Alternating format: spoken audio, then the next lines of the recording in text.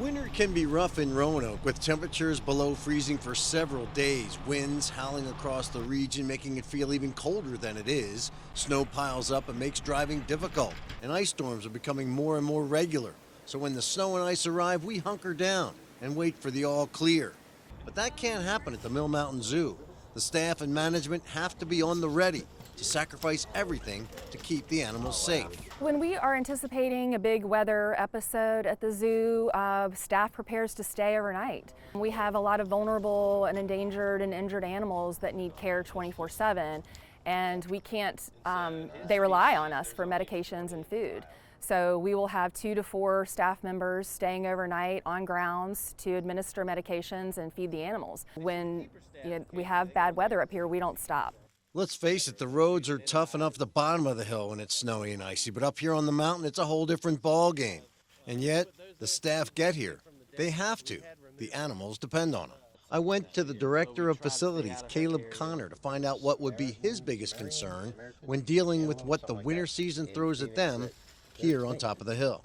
Heavy ice or heavy snow, so like we had talked about in the past, we have staff that stay the night here. And one of their responsibilities is to walk the zoo grounds, check exhibits, especially for some of the dangerous animals, and knock the snow and ice off the top of them.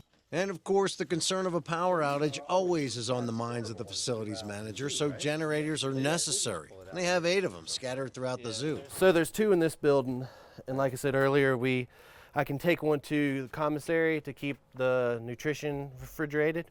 Okay. So that's a big expense, so we want to save that.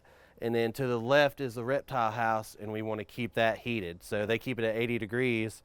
So if we lose power, the temperature goes down quick. Yeah. So even on a quiet day weather-wise, Caleb has to walk around the zoo and ferret out any issues that may be developing, like tree limbs that are weakened by time or weather. we look at this all the time. So this one's leaning away from the building, but it's also possibly exposing this exhibit. Trees like pines are of genuine concern in the winter as they can hold the weight of the snow as the needles remain year-round, collect the snow, and may easily crack. Getting the animals safe for the winter is of paramount importance. The day we visited the zoo, we were able to see the keepers manually migrating the birds from the aviary to an indoor facility for the winter. Now, there are some animals that enjoy the cold weather, animals like the lynx and the snow leopard. The wolves, well, they all have the option to stay inside or go outside. And the bear, well, she's already asleep, hibernating for the winter. Where we built the exhibit around trees. Right, So it's actually coming up through the middle there. And it was a healthy tree, so we thought, why cut it down? Right.